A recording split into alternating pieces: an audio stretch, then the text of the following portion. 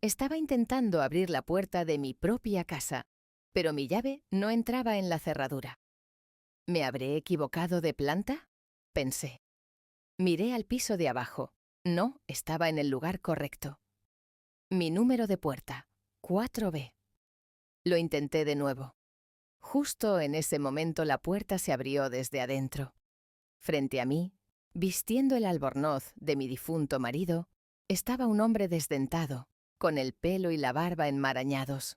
Me gritó: «¿Qué pasa? ¿Qué quieres?» «Esta es mi casa», grité. El hombre soltó una risa sucia en mi cara y dijo: «Ya no, tía, este es nuestro castillo», y me cerró la puerta en la cara.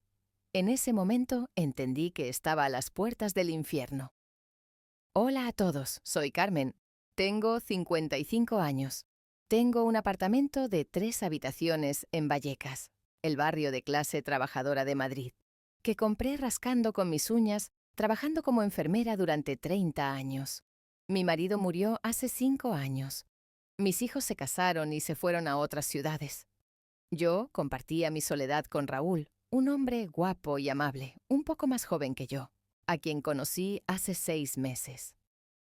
Raúl se dedicaba al negocio inmobiliario. Siempre me decía: «Estás muy cansada, Carmen, deberías descansar un poco». La semana pasada me convenció. «Ve con tu hermana a Valencia, toma un poco de aire de mar», dijo. «Yo también saldré de viaje de negocios, regaré las flores de la casa, no te preocupes», dijo y me pidió las llaves. Confié en él. Le confié mi casa, mi templo. Las vacaciones de una semana fueron maravillosas. Raúl me llamaba todos los días. Decía: «Tus flores están estupendas, la casa está segura». Anoche volví a Madrid. Subí al ascensor con mi maleta. Estaba cansada, pero feliz de volver a mi casa. Llegué frente a mi puerta. Metí la llave. No entró. Habían cambiado la cerradura. Habían quitado la placa con el nombre de la puerta. Empecé a golpear la puerta. Y salió ese hombre terrible que acabo de describir. Con el albornoz de mi marido. En mi casa. Sentado en mi sillón. Llamé a la policía de inmediato. «¡Han ocupado mi casa! ¡Hay ladrones!», grité. Llegaron 2 agentes de policía. Llamaron a la puerta.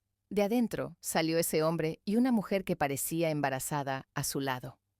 La policía preguntó: «¿Tiene la escritura de propiedad, señora?» «Está adentro», dije, «en mi caja fuerte». El ocupa sonrió con malicia.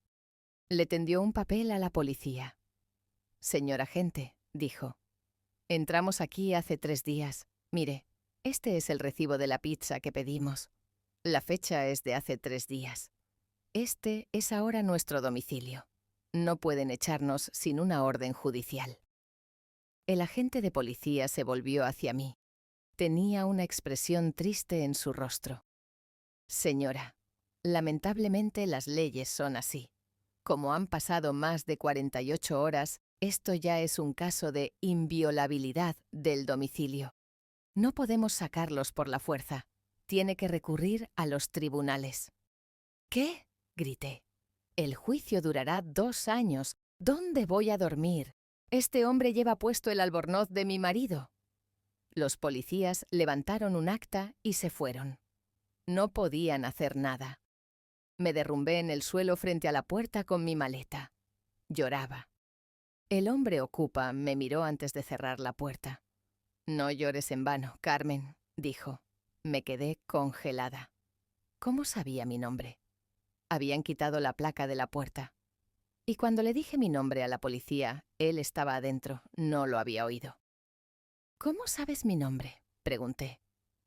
El hombre no respondió, solo sonrió con malicia. Y mientras cerraba la puerta, escuché un sonido familiar desde adentro. Un tono de llamada. Ese tono de melodía de guitarra flamenca, tan especial del teléfono de Raúl. ¿No estaba Raúl en un viaje de negocios? ¿Por qué sonaba su teléfono desde dentro de mi casa ocupada? Ese sonido de guitarra flamenca que venía de detrás de la puerta, esa melodía era el teléfono de Raúl. Con mano temblorosa saqué mi propio teléfono del bolsillo. Encontré Mi amor Raúl en la pantalla y presioné el botón de llamar. Mientras mi corazón latía en mi garganta, pegué mi oreja a la puerta. La melodía de adentro empezó a sonar. 1, 2, 3. Y luego se cortó de repente. Alguien había rechazado la llamada. En el mismo segundo apareció en mi teléfono el mensaje: la persona a la que llama está ocupada. Raúl no estaba en un viaje de negocios. Raúl o estaba adentro o le había dado su teléfono a esos ocupas. Ambas posibilidades eran un cuchillo clavado en mi corazón. No podía quedarme más tiempo en el pasillo. El hombre podía salir de nuevo y atacarme. Arrastré mi maleta y bajé un piso, al apartamento número 3B. Allí vivía Pilar, la mujer más chismosa pero de mejor corazón del barrio. Toqué el timbre. Cuando Pilar abrió la puerta y me vio en ese estado, gritó: «Carmen, Dios mío, ¿qué te ha pasado?». Entré y le conté todo. Los ocupas, la impotencia de la policía, el teléfono de Raúl. La cara de Pilar se puso completamente blanca. «Carmen», dijo susurrando, «tengo que decirte algo. Yo dudé en decírtelo, pero ayer por la mañana». «¿Qué pasó, Pilar? Dímelo». «Ayer por la mañana, cuando esos hombres entraron en la casa, Raúl también estaba con ellos, Carmen. Cuando vi a Raúl, pensé que te mudabas o que había reformas. Incluso Raúl me saludó. Dijo: «Carmen quiere renovar los muebles, estamos tirando los viejos». Me quedé helada. «¿Está tirando los muebles?». «Sí», dijo Pilar. «Tu consola antigua, tu cubertería de plata, la televisión, lo cargaron todo en una camioneta y se lo llevaron. Y luego estos hombres entraron con colchones en las manos». Se me nubló la vista. Esto no era solo una ocupación. Esto era un robo. Raúl me había enviado de vacaciones, había tomado las llaves. Mientras yo no estaba, había vaciado la casa, había vendido todo lo valioso.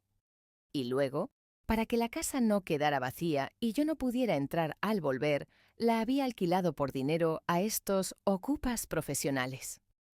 Había una mafia en España. Ocupa la casa. Pide un rescate al dueño para salir. Raúl había vendido mis cosas y había comercializado mi casa a la mafia. Y yo me había enamorado de ese hombre. Le había cocinado. Había confiado en él. Pilar dijo: «Puedes quedarte aquí», pero no podía parar. «No», dije. «Tengo que verlo con mis propios ojos». Salí de la casa de Pilar. Fui a mi coche, en un rincón apartado del parque frente al edificio. Había anochecido. Fijé mis ojos en mi ventana del cuarto piso. La luz de mi salón estaba encendida. Mis cortinas habían quedado abiertas. Veía a ese hombre paseándose adentro con una botella de cerveza en la mano. Y alrededor de las 23 horas, un coche negro se detuvo frente al edificio. El coche de Raúl. Raúl bajó del coche, con traje, elegante, con una caja de pizza en la mano. Entró al edificio. Contuve la respiración. 5 minutos después apareció en mi salón. Se dio la mano con el hombre ocupa. Rieron. Le dio una palmada en la espalda al hombre. Luego llegó esa mujer embarazada. Raúl acarició el vientre de la mujer. Como si fueran una familia. Raúl estaba dando una fiesta de pizza en mi casa, en mi sillón, con la gente que arruinó mi vida. Apreté el volante de mi coche tan fuerte que mis nudillos se pusieron blancos. «Está bien, Raúl», dije entre dientes. «Hiciste que ocuparan mi casa. Puede que las leyes te protejan. Puede que la policía no pueda hacer nada. Pero yo soy Carmen. Carmen de Vallecas. Y voy a recuperar mi casa. Pero primero voy a ocupar tu vida». Mientras veía a Raúl comer esa pizza dentro de mi coche, me sequé las lágrimas. Las leyes de Madrid podían proteger a los que estaban dentro de esa casa porque habían pasado 48 horas. Pero esto era Vallecas. Aquí, antes de que llegue la policía, llegan los vecinos. Tomé mi teléfono y llamé a Pilar. «Pilar», dije, «escribe al grupo de WhatsApp del barrio. Llama al carnicero Manolo, al fontanero Antonio, a todos. Vamos a recuperar esa casa, pero no con la policía, con nuestros métodos. Cuando amaneció, Raúl todavía dormía en mi casa con esos ocupas. Probablemente estaba borracho de victoria. Pero lo que no sabía era esto. El frente del edificio había comenzado a llenarse. Primero bajó Pilar. Tenía una olla enorme y un cucharón de metal en la mano. Luego los chicos estudiantes del piso de abajo. Luego el frutero de la esquina, el panadero de enfrente. A las 8 en punto, Pilar dio la señal. Pan, pan, pan. Los sonidos de cacerolas y sartenes empezaron a hacer retumbar la calle. Había comenzado la famosa cacerolada de España. Cientos de personas gritaban al unísono: ¡Fuera! ¡Fuera! Yo estaba al frente de la multitud. Tenía un megáfono en la mano. Lo había traído el hijo de Pilar. Encendí el megáfono y grité hacia el cuarto piso, hacia mi propio balcón. «Raúl, sal de esa madriguera. Sé que estás ahí dentro. Todos saben que vendiste mis cosas y regalaste mi casa a estos hombres». La cortina se entreabrió. Se vio la cara asustada de Raúl. Al ver a la multitud abajo, palideció. Cerró la cortina de inmediato. No podía llamar a la policía, porque él también estaba metido en un asunto ilegal. El ruido no los había dejado dormir, pero todavía no salían. Se necesitaba más. El fontanero Antonio se acercó a mí. Tenía una llave inglesa enorme en la mano. «Carmen», dijo guiñando un ojo, «el contador de agua del apartamento está en la entrada del edificio, ¿verdad?» «Sí», dije. «Y creo que este contador necesita estropearse accidentalmente». Antonio entró en el portal. 5 minutos después volvió. «Corté el agua», dijo. «Incluso quité la válvula. A ver cómo usan el baño». Luego intervino el electricista José. «Los fusibles también están abajo, Carmen. El aire acondicionado no funcionará en esa casa. Se van a cocer en esa casa con este calor de Madrid». La electricidad también se fue. Pasaron las horas. El sol del mediodía estaba en lo más alto. El interior de la casa debía ser como un horno. No había agua, no había electricidad. Cientos de personas hacían ruido afuera. La puerta del edificio se abrió. Salió Raúl. Con gafas de sol, intentando no ser reconocido, trató de caminar rápidamente hacia su coche. «¿A dónde vas, Raúl?», grité. La multitud lo rodeó. Formaron un muro. No pudo ir a su coche. «¡Apártense!», gritó Raúl con pánico. «Yo no tengo nada que ver con el asunto». «¡Mentiroso!», gritó Pilar y golpeó el hombro de Raúl con la cacerola que tenía en la mano. Atravesé la multitud con ayuda y me planté justo frente a Raúl. «Carmen», dijo Raúl con una sonrisa falsa. «Mira, lo has entendido mal. Yo estaba tratando de sacarlos, por eso estaba allí». «Cierra la boca», dije. Le agarré la mano y le abrí la palma. Adentro estaba la llave de repuesto de mi casa. Le quité la llave de la mano con furia. «Estás acabado, Raúl», dije.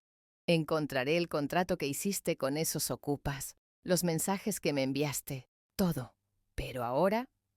Señalé a la multitud furiosa detrás de mí. «Ahora reza para que esta gente no te linche». Raúl, entre los abucheos y empujones de la multitud, se lanzó a duras penas a su coche. Huyó. Pero los ocupas… Ese hombre tatuado y la mujer embarazada todavía estaban arriba. Y la verdadera guerra comenzaba ahora. Porque Raúl era un cobarde. Había huido. Pero esos hombres eran profesionales que no tenían nada que perder. Y me miraban desde el balcón haciendo el gesto de cortarme el cuello. Raúl había huido. Pero ese hombre tatuado y su falsa esposa embarazada, que dejó atrás, defendían mi casa como un castillo. La electricidad y el agua estaban cortadas, pero ellos habían encendido velas adentro y nos lanzaban insultos desde la ventana. Pilar me agarró del brazo. «Carmen», dijo, «la policía no puede hacer nada. Los vecinos también se han cansado. Queda un solo camino. Gastarás el dinero. Llamaremos a Desocupa. Desocupa ese famoso, semilegal y totalmente aterrador equipo de desalojo de España. Saqué mis últimos ahorros del banco, porque prefería que esa casa se quemara a dejársela a ellos. Hacia la medianoche, 2 furgonetas completamente negras se acercaron al principio de la calle. De las furgonetas bajaron 6 hombres enormes, tatuados, con camisetas negras que decían «Control de acceso». Al mando estaba Daniel, un exboxeador. Se acercó a mí. Su voz era tranquilizadora pero dura. ¿Es usted la señora Carmen? Sí, dije. No se preocupe, no violamos las leyes. No romperemos la puerta, no entraremos. Solo nos pararemos frente a la puerta. En el momento en que pongan un pie fuera de esa puerta, impediremos que entren. Y créame, cuando estamos en la puerta, hasta respirar es difícil en esa casa. El equipo subió. Yo estaba detrás de ellos. Llegamos al 4º piso. Daniel no golpeó la puerta, solo tocó suavemente. Toc, toc, toc. Desde adentro vino la voz de ese hombre. ¿Quién es? ¿La policía? No, Paco, dijo Daniel. Habían averiguado el nombre del hombre por inteligencia. Soy Daniel, de Desocupa. Charlemos un poco. Hubo un profundo silencio adentro. Todo Ocupa, que escuchaba el nombre Desocupa, temía. «Váyanse de aquí», gritó el hombre. Su voz temblaba. «Llamaré a mi abogado. Están allanando mi morada». «Llama, Paco», dijo Daniel riendo. «Estamos en el pasillo. El pasillo es propiedad pública. Esperaremos aquí. Un día, una semana, un mes. No podrás pedir comida. No podrás salir. Esa mujer embarazada tuya no podrá ir a revisión. Se pudrirán adentro de hambre y mal olor». Al oír esto, la mujer empezó a gritar desde adentro. «¡Ah! Tengo contracciones. Mi bebé ya viene. ¡Ayuda! Estos fascistas nos están matando». Daniel se volvió hacia mí. Me guiñó un ojo. «Finge», susurró. «Táctica clásica. Llamarán a la policía y nos acusarán de violencia contra mujer embarazada». «¿Y si es verdad?», dije con miedo. «No lo es», dijo Daniel. Miramos sus expedientes. Esta mujer ha ocupado casas 5 veces en los últimos 2 años, diciendo que estaba embarazada. Lleva 9 meses sin dar a luz. Justo en ese momento, algo líquido empezó a filtrarse por debajo de la puerta.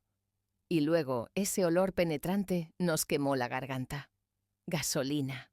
El hombre de adentro, Paco, gritó detrás de la puerta. «¡Atrás! He echado gasolina por toda la casa. Tenemos un encendedor. Si fuerzan esa puerta o no se van, convertiré esto en un infierno.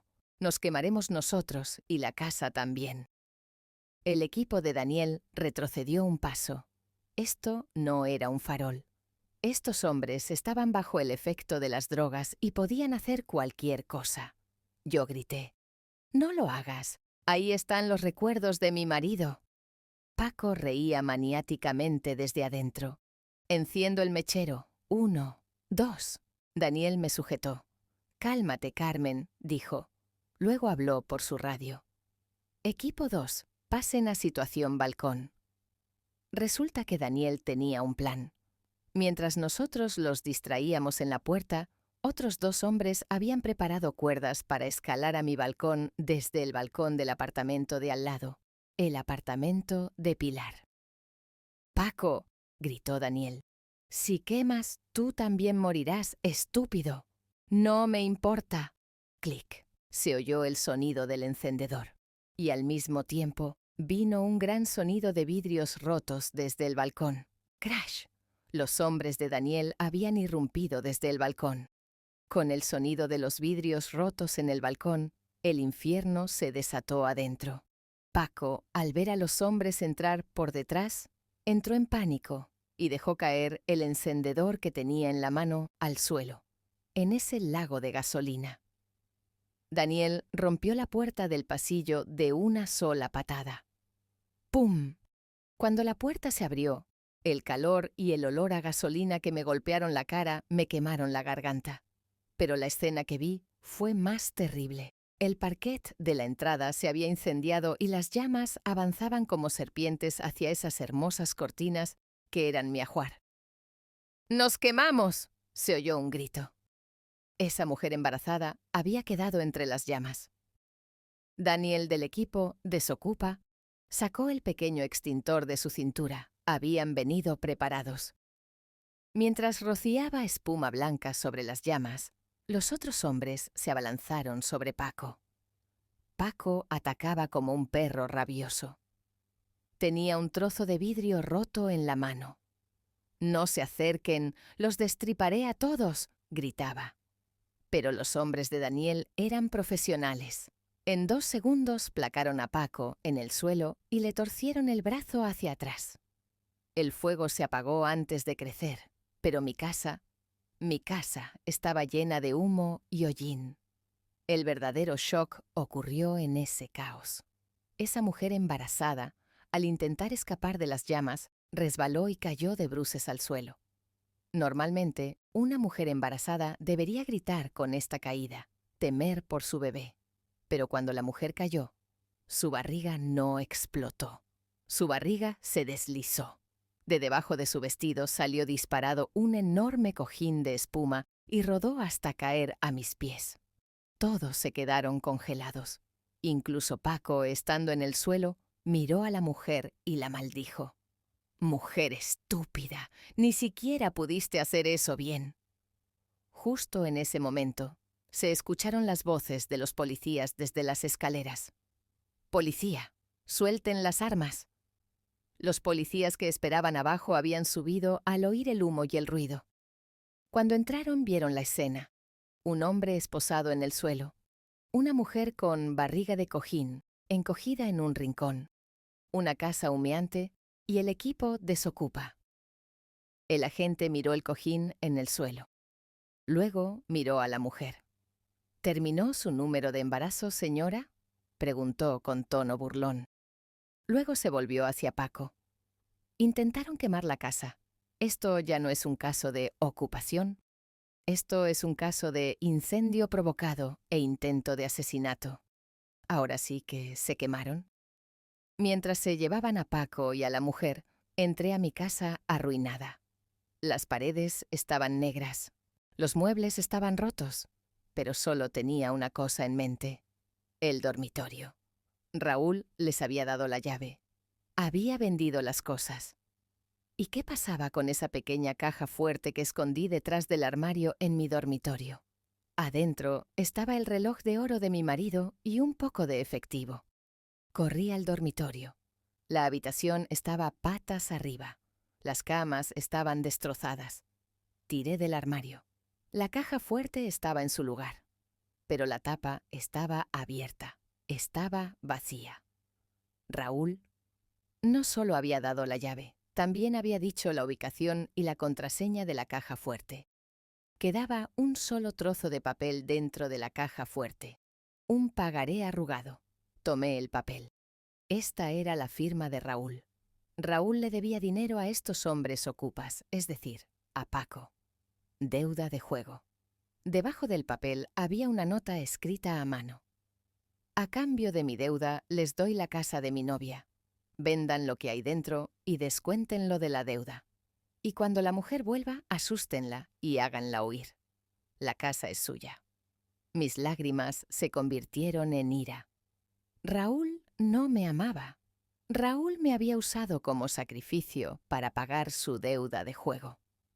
Le tendí el papel al agente de policía. «Señor agente», dije, «atraparon a los ocupas, pero el verdadero culpable, el hombre que hizo este plan, todavía está fuera». El agente leyó el papel. «Esto es como una confesión», dijo. «Ponemos a Raúl Gómez en la lista de búsqueda de inmediato». Solo 4 horas después de entregar esa nota de Raúl a la policía, sonó mi teléfono. Era el comisario jefe. «Señora Carmen», dijo con voz victoriosa, «atrapamos a su exnovio Raúl en el aeropuerto de Barajas, a punto de abordar un avión a México. En su bolso había dinero en efectivo obtenido de sus platas antiguas y un pasaporte falso». En ese momento respiré hondo. El aire que llenaba mis pulmones ya no olía a hollín, olía a justicia. A la mañana siguiente fui a la comisaría. Para la identificación, vi a Raúl detrás del cristal de la sala de interrogatorios. Ese agente inmobiliario elegante y seguro de sí mismo se había ido. En su lugar había llegado un hombre hundido y cobarde. Al verme, comenzó a gritar y llorar detrás del cristal. «Carmen, perdóname. Tenía deudas. Me iban a matar. No tuve opción».